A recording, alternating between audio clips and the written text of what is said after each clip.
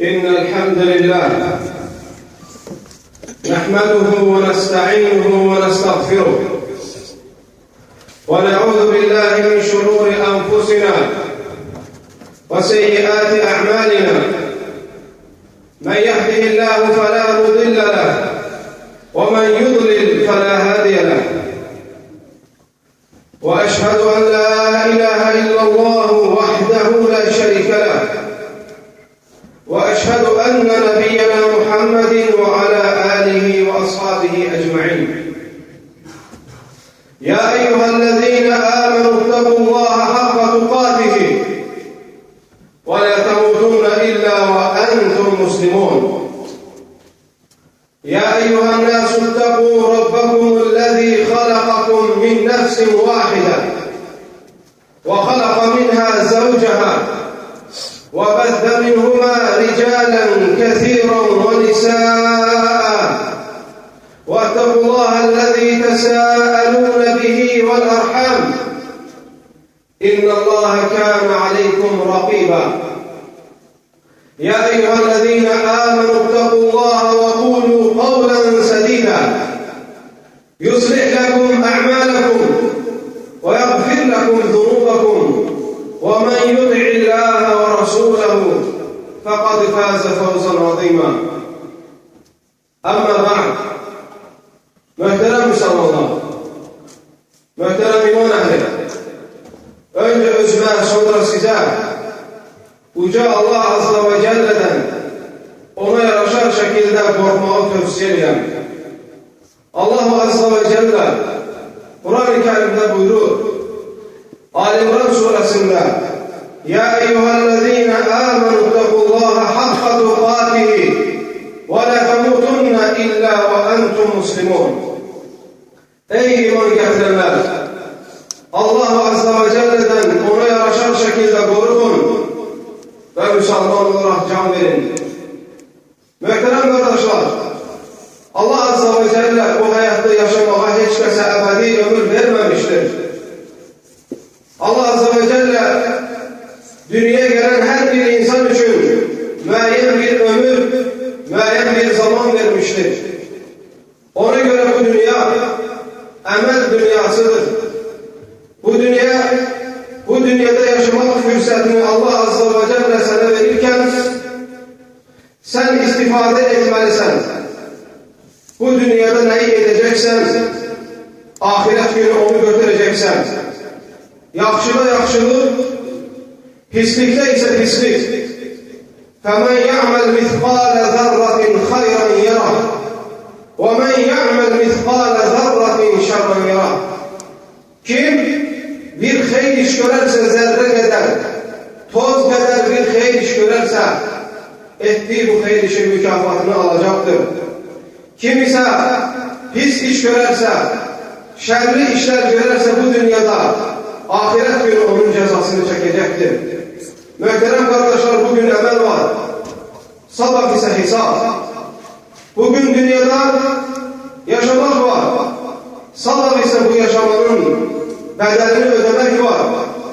Allah Azze ve Celle hiç kimse bu dünyaya baki olarak, ebedi olarak getirmeyip ki hatta bir insan emeli terk etsin. Allah Azze ve Celle Kur'an-ı Kerim'de buyurur: اَفَاِنْ مِتَّ فَهُمُ الْخَالِدُونَ. Ey Muhammed! Eğer biz seni öldürelikse o bir insanlar hayatta mı kalacaklar? Allah Azze ve Celle başka bir ayette buyurur: كُلُّ نَفْسٍ ذَائِقَةُ الْمَوْتِ. Her bir canlı ölümü tadacaktır. Aziz kardeşler, istersen cavan olak, istersen koca, istersen güçlü olak, istersen zayıf, istersen varlı olak, istersen kasıp, istersen vazifeli olak, istersen vazifesiz, Allah Azze ve Celle ömrü tamamladığı gün ölüm gelip seni dünyadan aparacaktır. Eğer salih emeller eden insanlardan olmasan, ölüm ayağında bu kelimeni diyeceksen: Ey Rabbim, beni dünyaya qaytar, bana bir de mühlet ver ki belki salih emeller edin. Allah Azze ve Celle diyecek ki hayır, o gün siz bir daha dünyaya qaytmayacaksınız. Muhterem Müslümanlar, dünya fanidir, geçici bir dünyadır. Resulullah sallallahu aleyhi ve الدُّنْيَا كَأَنَّكَ غَرِيبٌ اَوْ عَابِرِ سَب۪يلٍ. Dünyada bir yolcu gibi veyahut da bir misafir gibi yaşar. Hiçbir insan bu dünyada baki kalmağı mümkün değil. Çünkü Rabbimiz Azze ve Celle cennet yaradır. Allah Azze ve Celle cehennem yaradır. İnsanların son menzili oradır muhterem kardeşler. Dünya ise sadece keşiften başka bir şey değil. Ona göre Allah Azze ve Celle buyurur ki dünyanın berbezekleri sizleri azdırıp haktan yayındırmasın. Muhterem kardeşler, Allah Azze ve Celle bütün insanların dünyada mahvettikten sonra, dünyada öldürdükten sonra bütün insanların, bütün canlıların dünyada mühleti, günü, vakti bittikten sonra Allah Azze ve Celle yarattığı bütün mahlukların hamısını kıyamet günü mahşer meydanına toplayacaktır. İnsanları da, cinleri de, hatta havada uçan kuşları da, hatta yerde sürünenleri de, hatta hayvanları da Allah Azze ve Celle tekrar dirilerek kıyamet günü mahşer meydanına toplayacaktır. Allah Azze ve Celle bütün insanların evvelinden ta ahırıncı güne yaranan insanın hamısını dünyaya getirip tekrar mahşer meydanına toplayacaktır. Çünkü aziz kardeşlerim, insan yaradalı beri binlerce illerdir ve dünyanın ahırı da belli değil. Olabilsin milyonlarla, olabilsin milyarlarla insanlar vesaire kim mahluklar dünyada yaşasın. Ama Allah Azze ve Celle onların hamısını öldürdükten sonra mahşer meydanında tekrar dirilecektir. Resulullah sallallahu aleyhi ve sellem Mekke müşriklerine insanlar öldükten sonra tekrar dirilerek Allah'ın kabağında hesap vereceği hakkında dedikler, onlar Peygamber sallallahu aleyhi ve selleme inanmayarak böyle dediler ki öldükten sonra sümük olan, toz torpak olan insanlar tekrar nece dirilecektir? Nece ki bugünkü gündeki kafirler ve münafıklar ve müşrikler onlara biz ahiret günün hakkında danışanda değiller ki kabirden kim dirilip gelipti? O dünyadan kim gelipti? Aynı sualı hemen sualı Resulullah sallallahu aleyhi ve sellem'in dövründe yaşayan müşrikler de Peygamber sallallahu aleyhi ve selleme demiştir. Allah Azze ve Celle Yasin suresinde buyurur. قُلْ يُحْيِيهَا الَّذ۪ي اَنْشَأَهَا اَوَّلَ مَرَّةٍ وَهُوَ بِكُلِّ خَلْقٍ عَلِيمٍ. Ey Muhammed, sen onlara de ki o toz torpak olmuş sümüğü kim yoktan var ettiyse toz torpak olmuş sümüğü tekrar diriltmeye kadirdir. Allah Azze ve Celle alimdir. Allah Azze ve Celle bilendir. Allah Azze ve Celle muhterem kardeşler her şeye gücü yeten yenilmez güç ve kudret sahibidir.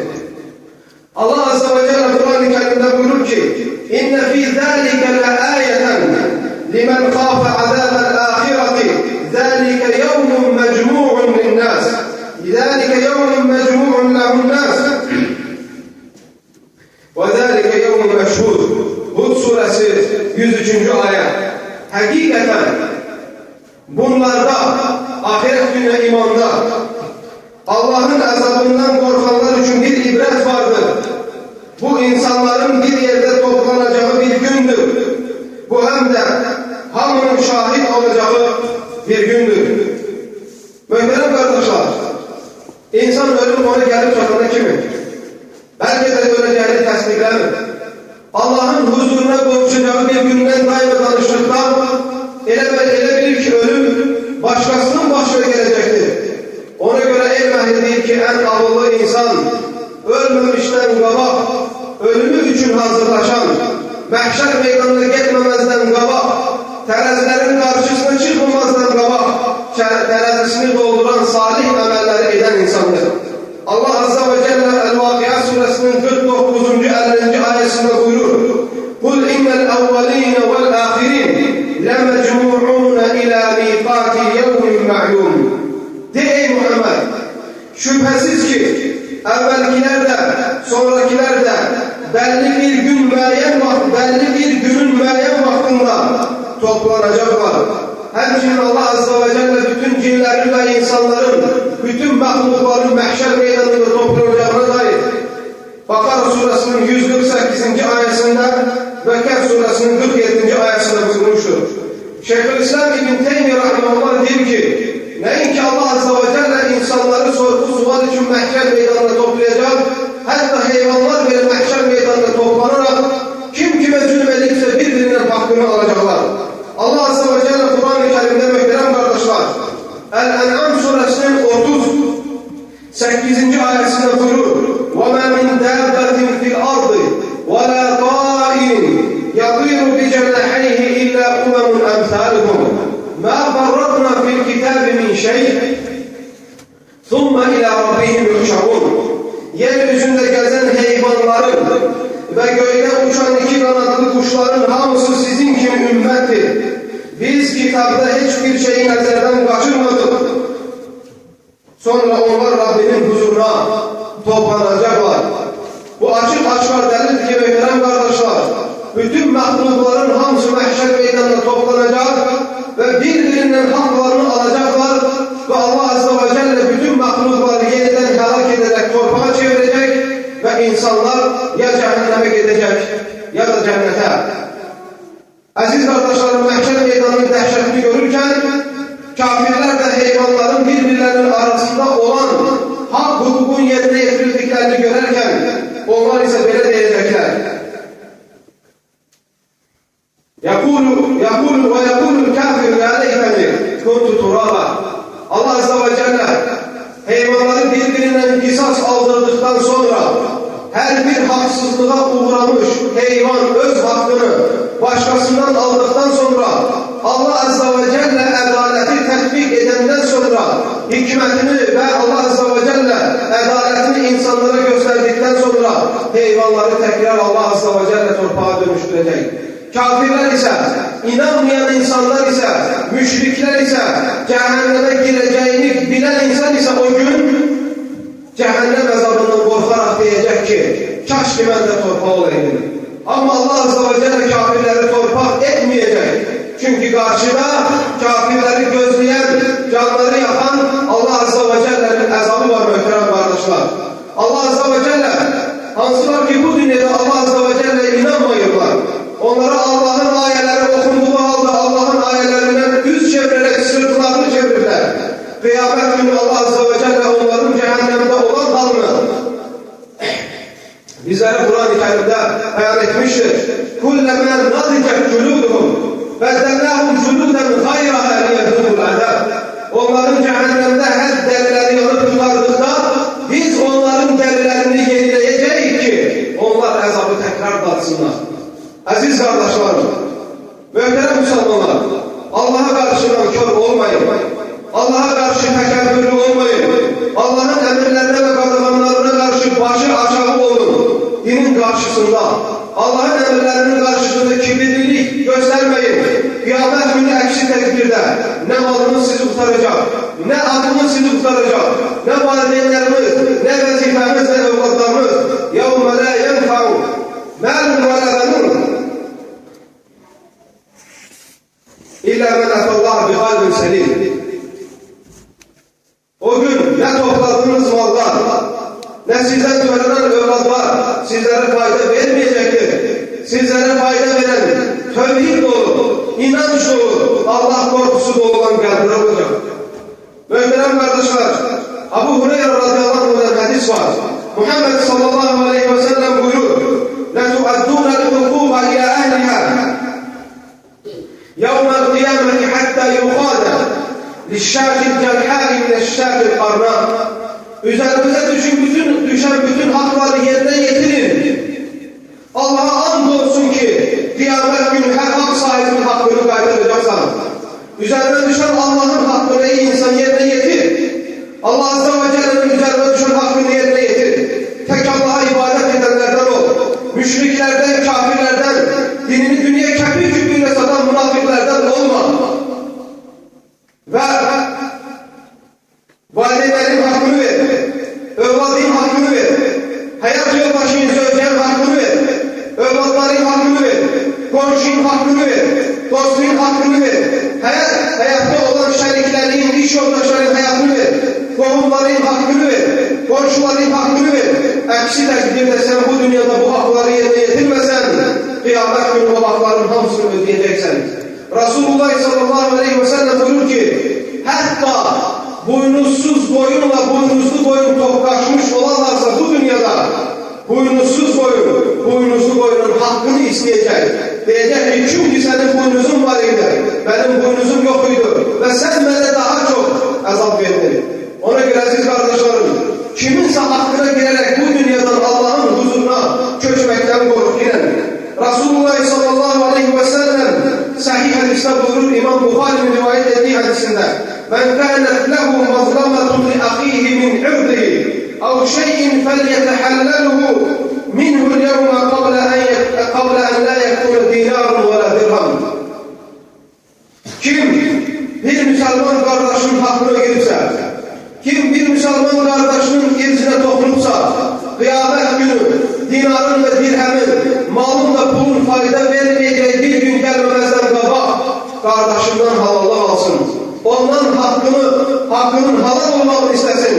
Yoksa aksi takdirde kıyamet günü onun savaplarıyla ödeyecektir. Eğer ettiğiniz bunun haksızlık etmişsense, haksızlık kime zulm etmişsense, zulm olan insan gelip senden kıyamet günü savaplarını elinden alacaktır. Ettiğin savaplarını elinden alacaktır. Eğer sen savap etmiş olmasan, o kazandığı günahları senin boynuna yükleyecektir. Ona göre ey insan, müflislerden olma. Yığarak savapları başkalarına yedirme. Hiç kesin hakkına girmeye cesaret etme. Bugün olabilsin ki kiminse hakkına girip göz yumasan.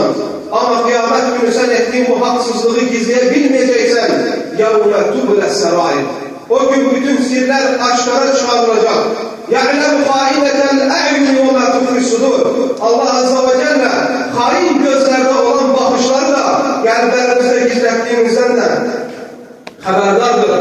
Muhterem kardeşler, kıyamet gününün dehşeti öyle bir dehşet, öyle bir sarsıntıcı, öyle bir korkutucu, yürekleri boğaza getiren öyle bir gün olacak ki hatta ana öz köfte evladını bile atacaktır.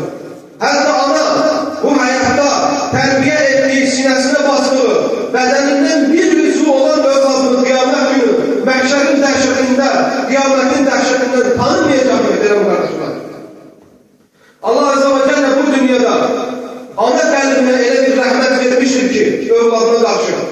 Ana kalbine öyle bir rahmet vermiştir ki hiçbir mahluka, hiçbir başka cinse hemin rahmeti vermemiştir. Hatta hayvanlarda bile böyledir.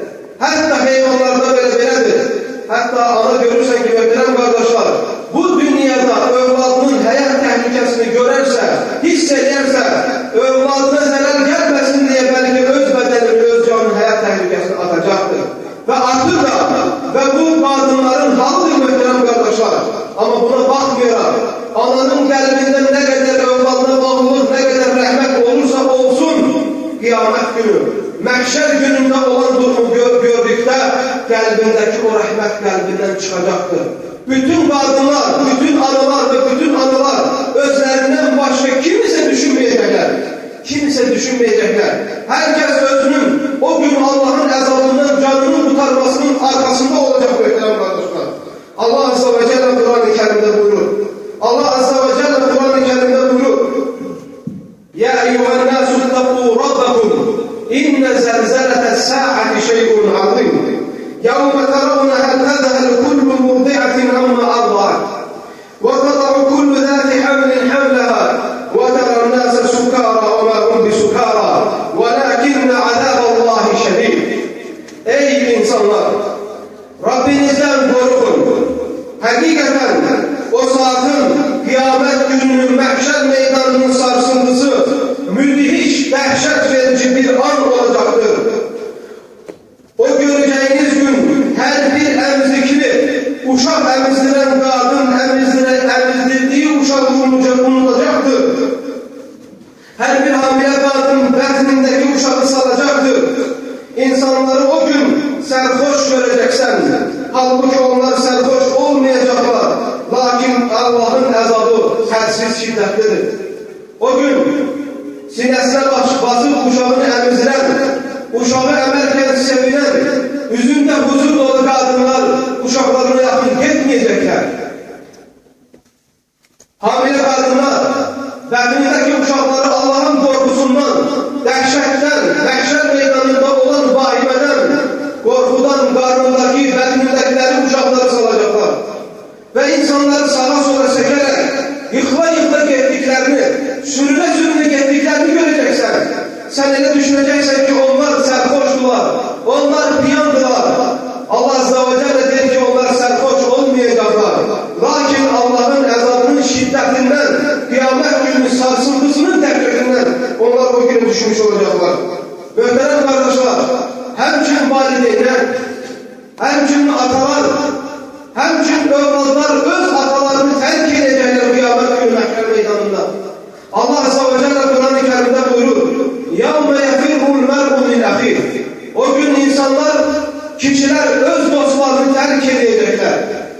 ummihi ve abi. Bir evlat öz atasını, öz anasından kaçacaktır. Ve sahibetihi ve beni. Zevcesini bir kişi terk edecektir. Evlatlarından sine kaçıracaktır. Ne için muhterem kardeşler? Allah Azze ve Celle buyurur. لِكُلِّ امْرِئٍ مِّنْهُمْ يَوْمَئِذٍ شَأْنٌ يُغْنِيهِ. O gün her bir insanın özüne yettik derdi olacaktır. Muhterem kardeşler, Allah Azze ve Celle bu ayetlerde bizlere o günün hakikatini, o günün gerçek olan hadiselerini anlatır. Allah Azze ve Celle Lokman suresinin 33. ayetinde buyurur. Ya eyyuhennâsü ittaqû rabbakum وَاخْشَوْا يَوْمًا لَا يَجْزِي وَالِدٌ عَنْ وَلَدِهِ وَلَا مَوْلُودٌ هُوَ جَازٍ عَنْ وَالِدِهِ شَيْئًا إِنَّ وَعْدَ اللّٰهِ حَقٌّ فَلَا يَغُرَّنَّكُمُ الْحَيَاةُ الدُّنْيَا وَلَا يَغُرَّنَّكُمْ بِاللّٰهِ الْغُرُورُ. Ey insanlar! Rabbinizden korkun. Valideynin evladın da valideyne hiçbir fayda verebilmeyeceği günden çekinin. Hakikaten Allah'ın verdiği bir hakikattir, haktır. Koy bu fani dünya sizi şaşırmasın. Hilekar şeytan sizi Allah'ın azabından arkalaştırmasın. Ve sizi Allah'ın azabından arkayın ederek sizi yolunuzdan azdırmasın. Muhterem kardeşler, kıyamet gününün dehşetinden Allah Azze ve Celle kıyamet günü insanları mahşer meydanına toplayarken güneşi insanların başının üstüne bir mil kadar yakınlaştıracaktır. Nece ki Miqdad ibn Esvad radıyallahu anhu İmam Müslim'in rivayet ettiği sahih hadiste buyurur ki o gün güneş insanların başlarına yakınlaştıracaktır. Hatta o derecede ki insanların her tarafından ter akacaktır. Ve insanların terleri ettikleri emele nispeten olacaktır. İnsan günahkar olarsa olabilsin ki ettiği günahlara göre topluma kadar özünün terinin içinde olar. Bazıları olabilsin ki dize kadar, bazıları ise köpeğe kadar, bazıları boğaza kadar, hatta bazılarının teri kıyamet günü ağzına dolup ağzından çıkacaktır. Ve insanlar ne kadar günahkar olacaktır, o güneşin istisinde dehşetin altında azap çekecektir. Ve öz teriyle Allah Azze ve Celle onu cezalandıracaktır. Muhterem kardeşler, mahşer meydanında insanların duruş müddeti ne bir gün, ne bir ay, ne bir il, ne 100 yıl olmayacaktır. Resulullah sallallahu aleyhi ve sellem İmam Müslim'in rivayet ettiği hadiste buyurur ki insanlar mahşer meydanına toplandıkta 50.000 il mahşer meydanında ayaküstü kalacaklar. 50.000 il. Hatta onlar o kadar azap ve eziyet içinde olacaklar ki hatta kafirler cehenneme gelip gitmeyi bile temenni edecekler ki neyin bir hesap başlasın. 50.000 ilden sonra Allah Azze ve Celle hesabı Muhammed sallallahu aleyhi ve sellemin verdiği şefaatle Allah Azze ve Celle hesabı başlayacaktır. O gün insanlar uzun bir müddet ayaküstü durduklarını görürken diyecekler ki belki gider peygamberlere. Onlar Allah'a dua etsinler ki Allah Azze ve Celle hesabı başlatsın. Gidecekler Adem Aleyhisselam'ın yanına, İbrahim Aleyhisselam, Musa Aleyhisselam'ın yanına, gidecekler Adem Aleyhisselam'ın yanına, Musa Aleyhisselam'ın yanına, İsa Aleyhisselam'ın yanına. Hamısı bu mesuliyeti öz öfkelerinden atacaklar. Hamısı diyecekler ki nefsim ve nefsimden başka hiç kesi düşünmürəm. Hatta ben İsrail'den rivayet var ki Musa Aleyhisselam diyecek ya Rabbi ben senden anamı kurtarmağını istemem. Ben senden anamı kurtarmağını istemem. Ya Rabbi nefsimden başka kimse düşünmürəm. Musa Aleyhisselam. Eğer Musa Aleyhisselam bunu diyecekse muhterem kardeşler biz nece emin olarak o günün sarsıntısından Muhammed sallallahu aleyhi ve sellem her peygamber o gün nefsim diyen halda Muhammed sallallahu aleyhi ve sellem diyecek ki ben sizin için şefaat veririm. Gidecek Allah Azze ve Celle'nin erşinin dibinde secde ederek Allah Azze ve Celle'ye senalar edecek. Allah Azze ve Celle yalvaracak ki Allah Azze ve Celle hesabı başlatsın. Ve Allah Azze ve Celle diyecek ey Muhammed başını kaldır, iste ve şefaatini vergilen. Ve o günden itibaren muhterem kardeşler insanların sorusu Kıyamet günü aziz kardeşlerim, Resulullah sallallahu aleyhi ve sellem qəbirlərdən insanlar necə məhşər meydanına gedəcək diye bizlere o haqda haber vermiştir. Kimse kaskın giyinebilmeyecek, kimse şalvar giyinebilmeyecek, kimse bezenip düzenip, ətirlenip kızıllarını takıp gezebilmeyecek. Hiçbir insan bezenip düzenebilmeyecek. Allah azze ve celle emreyleyende məhşər meydanındaki bütün ölmüş insanlar məhşər meydanında toplansın. Qəbirlər partlayacaktır. Qəbirlər aziz kardeşlerim aranacaktır. İnsanlar dəstə-dəstə məhşər meydanına toplanacaktır. Hiç kimin ne ayağında ayakkabı, ne ayağında çorap, ne elinde paltar olmayacaktır. Resulullah sallallahu aleyhi ve sellem sahih hadiste İmam Bukhari'nin rivayet ettiği hadiste buyurur. Yuhşarun nasu yevmel kıyameti hufaten uraten hurla. Kıyamet günü insanlar ayağı açık, başı açık ve paltarsız şekilde haşrolunacaklar. Resulullah sallallahu aleyhi ve sellem'in zevcesi Ayşe radıyallahu anha Sıddık adı Sıddık. Sıddık'ın kızı Sıddık deyir ki ya Resulullah o gün kişi kadın kişiye bakmayacaktı. İnsanlar büyük mehşer meydanına gelirken birbirlerine bakmayacak mı? Resulullah sallallahu aleyhi ve sellem der ki ey Ayşe o gün insanların o kadar özne yettiği derdi olacak ki kimsenin kimseye başını kaldırıp bakmama durumu olmayacaktır. Kimsenin halı olmayacaktır. O günün dehşeti aziz kardeşlerim daima o günün dehşetini düşünmek daima mümin ehlinin kalbini kövreldir. Müminlerin gözünden yaş alır. Resulullah sallallahu aleyhi ve sellem bir gün mescitten çıkarken mescidin heyetinde kahkaha çekip deyip gülen cevapları görür. Resulullah sallallahu aleyhi ve sellem onlara der ki vallahi lezî la ilahe illa huve lev ta'lemûne mâ a'lem ledahiktum qalîlen ve lebekeytum kethîrâ. Andolsun tek olan Allah'a ki eğer siz ben bildiklerimi bilseydiniz siz çok az gülüp çok ağlayardınız. Muhterem kardeşler, bugün amel günüdür, sabah hesap günü. Bugün Allah azze ve celle sana mühlet verip amel etkin diye sabah Allah azze ve celle sana onun mükafatını vermeyi isteyin. Çalış özüne pislik etme yine. Çalış nefsine zulüm etme yine. Çalış dünya belbezeyle uyarak seni yaratan yoktan var eden ve sana rızkı veren, sana sağlam beden veren ve seni koruyan Rabbim azze ve celle'ni unutma yine. Dar gününde de, geniş gününde de, rahatlığında da, hastaliğinde de, güçlü olanda da, zayıf olanda da, genç olanda da, yaşlı olanda da, her da olursan ol Allah azze ve celle'den kork yine. Resulullah sallallahu aleyhi ve sellem emsi oğlu Abdullah ibn Abbas'a diyor ki İttakillâhe haythumâ kunta. Her da olursan ol Allah'tan kork yine. Mescidde olduğun Allah'tan kork yine. Evinde olduğun Allah'tan kork yine. İşinde olduğun Allah'tan kork yine.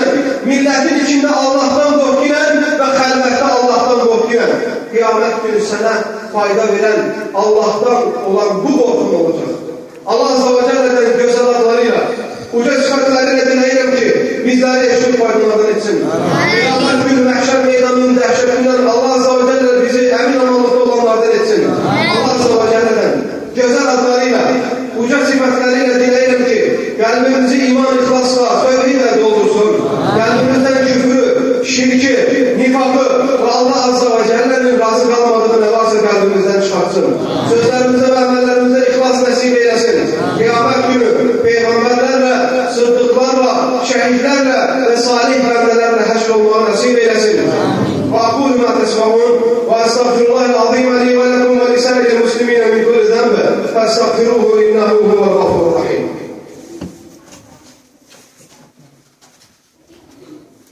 الحمد لله رب العالمين والعاقبة للمتقين ولا عدوان إلا على الظالمين والصلاة والسلام على أشرف الأنبياء والمرسلين نبينا محمد وعلى آله وأصحابه أجمعين أما بعد. Aziz kardeşlerim, muhterem Müslümanlar, muhterem iman ehli, Allah azze ve celle 12 ayın içinde olan en şerefli ayı getirip bizim huzurumuza kavuşturdu. Mübarek Ramazan ayındayız. savab əməllər etmək üçün, günahları tərk etmək üçün, bizler için böyük bir fürsətdir.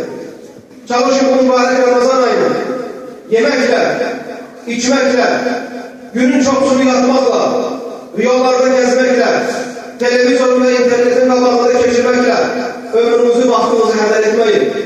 Bu fürsətdən istifadə edin. Bir insan ki Ramazan gelip çata ona, o insan bağışlanmıyor.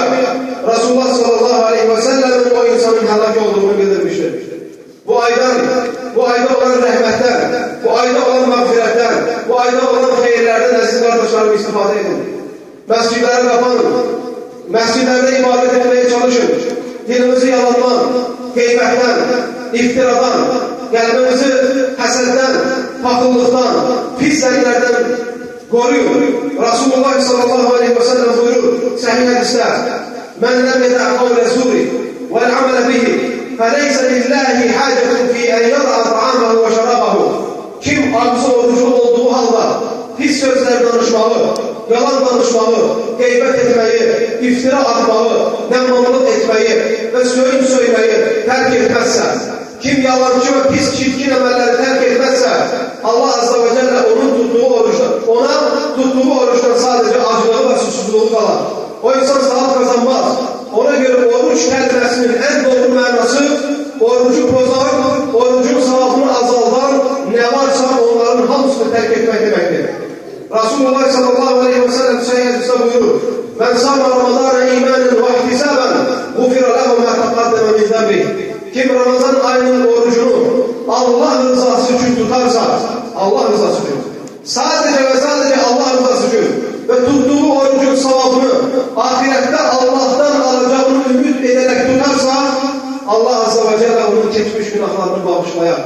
Muhterem kardeşler, ona göre riyakarlıktan, ikiyüzlülükten uzak durmak lazımdır. Ve hususen de en büyük halellerden biridir ki bugünkü günde oruç tutarsan namaz kılmayasan. Veyahut da oruç tutarsan herhangi bir dünyavi işine göre mescide namaza gelmeyesen. Hatta en büyük haleldendir ki sen iftar etmeye göre, orucunu açmaya göre mescitten yayılasan. Çünkü Resulullah sallallahu aleyhi ve sellem daim mescide ibadet eder ve Ramazan geldikçe daha çok ibadet ederdi. Resulullah sallallahu aleyhi ve sellem Ramazan ayında hayatının çoğusunu Kur'an tilavetine, Kur'an okumaya geçirerdi ve hususen Ramazan geldikçe Resulullah sallallahu aleyhi ve sellem bunu daha çok yerlerdi. Ve Ramazan'ın 6. 10 gününde Peygamber sallallahu aleyhi ve sellem daha çok Kur'an-ı Kerim'e vakfaylardı. Muhterem kardeşler, rahmet dolu, mağfiret dolu bu aydan ahiret günü hayır ve sevap elde etmek için kazancınızı elden vermeyin. Ve çalışın, çoklu hayır emeller görün. Sədəqə verməkdən, namaz kılmaktan, dua etməkdən ve yaxşılıq etməkdən hiç vaxt çekinmeyin. Bu bizler için fürsətdir. Allah azze ve celle'den dilerim ki tuttuğumuz oruçları Allah azze ve celle kabul etsin. Tuttuğumuz namazları Allah azze ve celle kabul etsin. Ettiğimiz duaları Allah azze ve celle kabul etsin. Allah azze ve celle'den kabul olan dua dilerim efendim kardeşler. Allah azze ve celle'den güzel adlarıyla ve uca sıfatlarıyla dilerim ki bizleri bu dünyada Müslüman olarak yaşatsın. Huzuruna Müslüman olarak, mümin olarak göçmeyi nasip eylesin. Son nefesimizde ölerken, dünyadan göçerken La ilahe illallah Muhammedur Resulullah kelimesini demeyi nasip eylesin. Peygamberlerle Allah azze ve celle bizleri haşr eylesin. Şehitlerle haşr eylesin. Sıddıklarla haşr eylesin. Alimlerle, amillerle, salih insanlarla haşr eylesin. Allah azze ve celle'den dilerim ki Resulullah sallallahu aleyhi ve sellem'in sahip olduğu Kevser bulağından Resulullah'ın eliyle doya doya içmeyi nasip eylesin. Amin. Allah azze ve celle'den dilerim ki bizleri günahlarını bağışlasın. Bilerekten ve bilmeyerek ettiğimiz günahları Allah azze ve celle bağışlasın. Allah azze ve celle bizleri, valideynlerimizi, zövcelerimizi, zürriyetlerimizi ve bütün Müslümanları şirkten, küfürden, nifaktan korusun. Allah azze ve celle'den dilerim ki kıyamet günü Muhammed'in sallallahu aleyhi ve sellem'in sahip olduğu bayrağı altında cem olmayı nasip eylesin. Bu yerdeki Müslümanlar, muhterem kardeşler, azap eziyet çekir. Allah azze ve celle onlara yardım eylesin. Bu yerdeki Müslümanlar açtır. Allah azze ve celle onların karnını doyursun. Bu yerdeki Müslümanlar paltarsızdılar. Allah azze ve celle onları giydirsin. Allah azze ve celle darda olan, esirlikte olan Müslümanlara yardım eylesin. Allah azze ve celle'den dilerim ki şanlı olan Müslümanları Allah Bəşşar Əsədin və onun kimi zalimlərin zulmündən xilas eyləsin. Allah Azze ve Celle onların tezliklə hüzün dolu, xoşbəxtlik bir həyatda yaşamaq nəsib eyləsin. Allah Azze ve Celle onların qanlarını qorusun, namuslarını qorusun, işlərini qorusun və zalim qovma qarşı Allah Azze ve Celle onlara cürət və cəsarət versin. Allah Azze ve Celle onları tezliklə dünyada olan xoşbəxtliyə, huzur dolu yaşayışa qovuşmağı nəsib eyləsin. Allah Azze ve Celle'den diləyirəm ki, kimlər ki dinin əleyhində çalışır, kimlər ki 200'lük göstərir, Müslümanların yanında Müslüman kimi, kafirlərin yanında kafir kimi davranır. Allah Azze ve Celle'den diləyirəm ki, kimlər Müslümanları hileye salmaq istəyir, Allah onları öz qurduğu hilələrə salsın. Mütəvvəki insanları, Allah'ın nurunu yaymaq istəyən insanları, tövhid əhlini, əhl-i sünnə və cemaatın əqidəsini doğru haqqı yayan insanları, gözdən salmaq istəyənləri, onların başı müsibət gəlmək üçün hile kuran insanları Allah Azze ve Celle öz hilelerini salsın. Allah Azze ve Celle onları dünyada rüsva etsin. O pislikleri, kalplerinde çirkinlikleri Allah Azze ve Celle insanların önünde aşkar etsin. Allah Azze ve Celle'den dileyerek götüren kardeşler, tuttuğumuz orucu, kıldığımız namazları kabul etsin. Ve sallallahu aleyhi ve sellem ve barik ala nebiyyina Muhammed ve ala alihi ve sahbihi ecmaîn. İhlasla.com saytı tərəfindən təqdim olundu.